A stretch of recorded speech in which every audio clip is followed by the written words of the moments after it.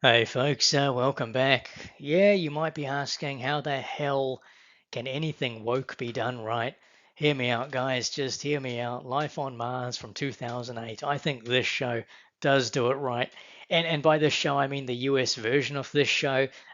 This one was adapted from a UK British show of the same name. And there's also a Korean version of this out there somewhere, which is pretty surprising. Either way, I'll be talking about Life on Mars US version from 2008. I think it's a fantastic show. And before I jump into the positives and negatives and like my final thoughts and shit like that, let me rattle off a few things, a few topics that you tell me if any of these will be out of place in today's day and age of TV and cinema. Gender inequality, sexual harassment, LGBTQ, whatever plus things they got, police brutality, race, yeah, Black Lives Matter, mental health, the treatment of people with mental illness. Shit, there's even single mothers and deadbeat dads. That's right. All that plus more is covered in this show. Holy shit. How can any of that be good? Well, hey, I'm gonna go through all that with you guys. Let me just do a little summary of what this show is about, and hopefully by the end of this, you can see why this show deserves a bit more credit. So it centers around a New York detective named Sam Tyler. It's 2008. One day he's in pursuit of a bad guy that he's been investigating for a bit. One thing leads to another during a chase scene, and Sam ends up getting hit by a car that leaves him unconscious. When he wakes up, it's 1973. And, he's still a cop, but it's obviously a different era. So Sam, he needs to figure out how the hell he got there and how can he get back to his own time. So there's the sci-fi element there. But for the most, it's more of a psychological take on this scenario where Sam, he doesn't know if he's actually traveled back in time or whether he, is dreaming or he died or if it's an experiment or a whole range of other things. And the show is clever in slowly piecing it together for the audience, although I think you can piece it together quite quickly. Now, as for the show, it is a police procedural. It's episodic, which means that every week you're getting a new crime or mystery to solve. There is the overarching story of Sam trying to, get back to his own timeline, but for the most, you're just getting a new episode every week, a new case to solve. Let's jump into it. Look, the big positives here are the acting and the writing. That they put this show leaps and bounds above what we're getting now. Some people have told me, watch The Fall of the House of Usher. They've recommended that. Now, I did go and check that out on Netflix. It came out recently. To me, that show is good, and that's as far as I'll go. It's just good. It does tick every woke box that Hollywood thinks people want to see.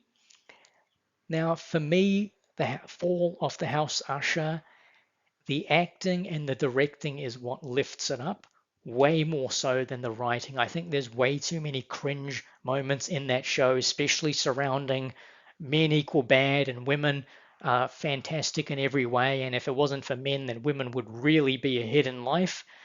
There's too much of that in the fall of the House of Usher.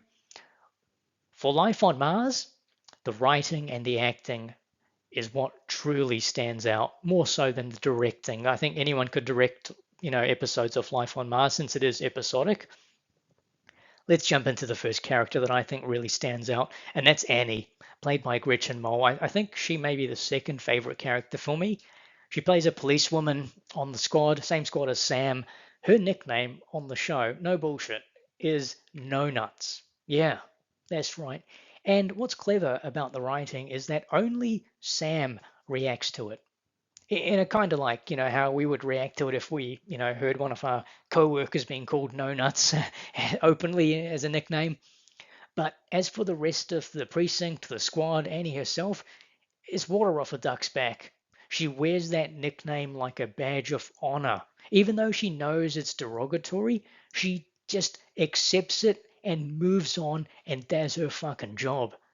And here's another thing, the way the character is written, it's it's as if the writers, they actually went back and spoke to someone who worked in the 70s as a policewoman. They actually did research, I believe, because women on the police force in the 70s, that was not common, not at all. And guess what? They haven't written her like some boss babe.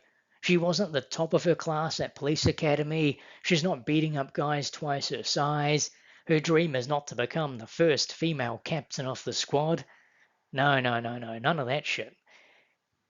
They quickly outline the reason women are being brought onto the police force is to assist with cases that require a more sensitive approach, such as domestic violence or talking to female witnesses or children. And Annie herself, her main goal is to actually become a psychiatrist, a psychologist, I guess. She wants to help people, with mental illnesses and look at how people, from a criminal perspective behave compared to ordinary people. She wants to understand and help people from that side of things, which is impressive because that's so relatable. When I was in college, that's exactly the kind of field a lot of women went towards, gravitated towards those social sciences. So it's incredible that they've grounded this character, and Gretchen Mol plays it so damn well. Such a good character. Next up for me, Ray, played by Michael Imperioli. I read his name down, but I don't know if that's how you say it. Either way, he should be pretty recognizable. He was in The Sopranos and in Goodfellas, if you've seen those, that is. But either way, his face should be familiar.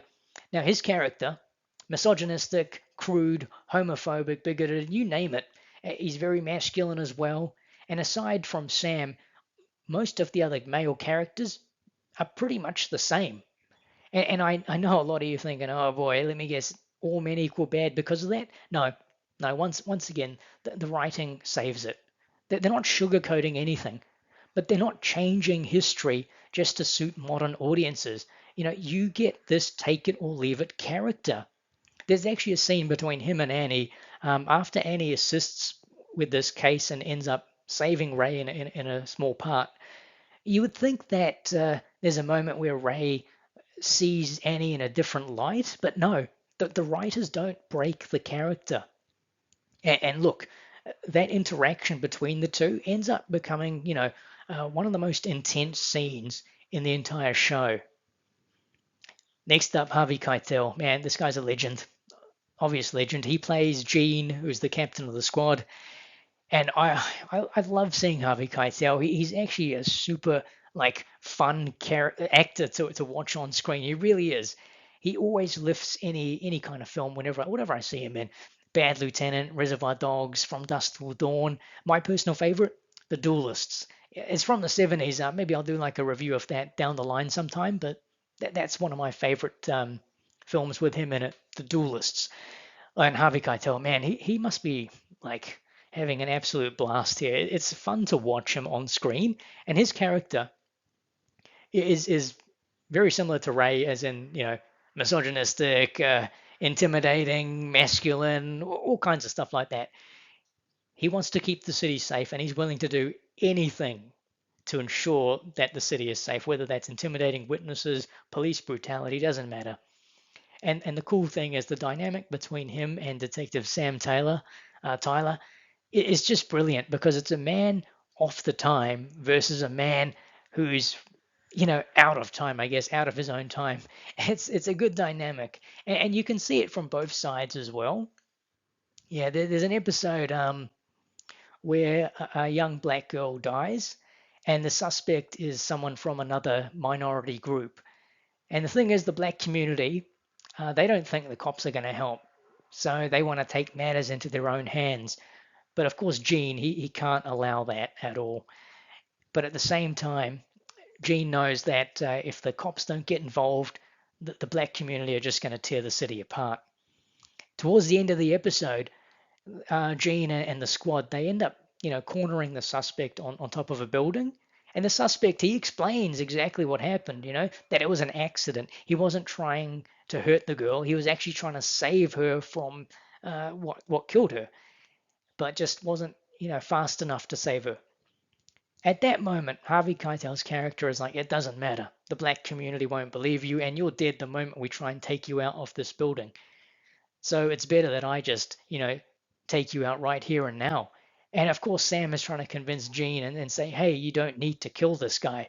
But Gene is like, nah. He pulls out his gun, points it at the suspect, and you guys can watch the show to see how that turns out. And now, of course, let's move on to the main character, Sam Tyler, played by Jason O'Mara. This actor, I haven't seen him in much. I really haven't. But man, does he have some charisma and screen presence. He is holding his own against stars like Harvey Keitel and Gretchen Mol. Like he's got that old-fashioned leading man style. So it's very good. Like he's really suited to this kind of role. But they don't make him, stupid or anything like that. His character was born in the 70s. So the writing here establishes that, he would have gone to school in the 70s and he would have known key moments. So his character has an awareness of the time he is in. He has that awareness. So that's clever. That's good writing. It's like they thought it through. They really did.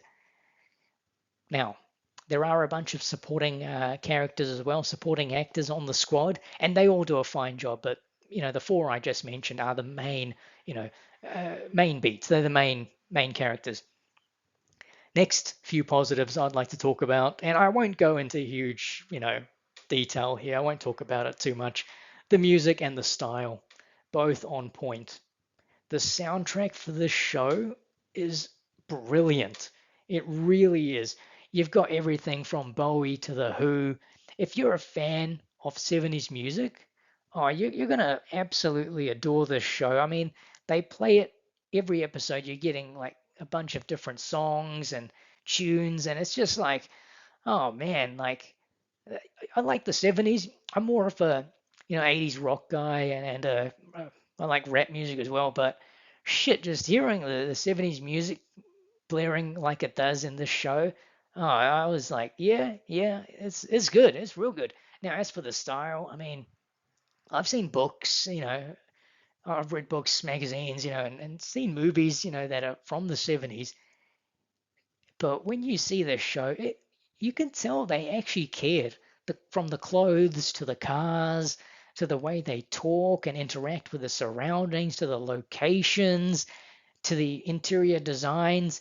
It's so well done. I mean, some of the like interior designs, especially the the squad, the police precinct, the department they're in, it looks like it's being used. Like it really does feel like it's from the 70s. There's like paper everywhere. There's, discs in, odd places. It just really fits.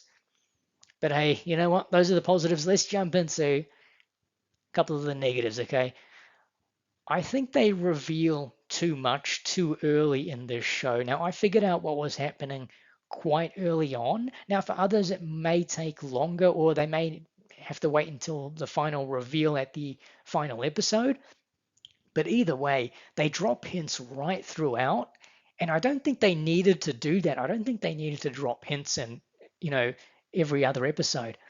Another issue that I had was there's an episode early on in this show that feels like a penultimate episode or an episode that should have been towards the back end of the show. I'm not sure what person or who is in charge of the release order of episodes on TV shows because it really felt out of order.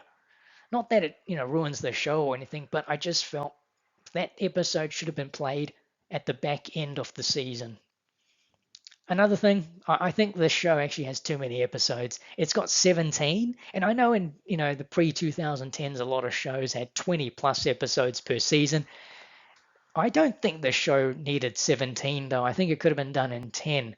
And the ending of it is quite rushed, which is strange because you're getting 17 episodes. It shouldn't have been rushed like that. I know some people also say the ending is open ended, like you're left with a little bit of an Easter egg. I personally don't think that. I just think it's a nod to the audience rather than some kind of open ended thing. But end of the day, guys, I fully enjoyed the show. It's an 8 out of 10 for me. I fully recommend it. And look, the topics, the subject matter that that this show covered. Yes, today we don't want to see that shit, but the point of difference is the thought and the care they've put into the writing and the actors stepping up in the roles and the creators not trying to reinvent the wheel. That's a big point of difference because when you write a good character that's relatable, that's that's a huge point actually. A character that is relatable. Today's writers, what they're doing, today's producers, the Kathleen Kennedys, these idiot writers, they are just self-inserting. And then what they do with the character is they max out the stats, except for personality, of course, because that's the least important thing when you're writing a character, right? Get the fuck out of here. So what you end up with is this unrealistic, unlikable character no one relates to, and then you throw in one of these woke topics. Yeah, who the fuck is going to want to watch that shit? And that's what we're getting today, guys.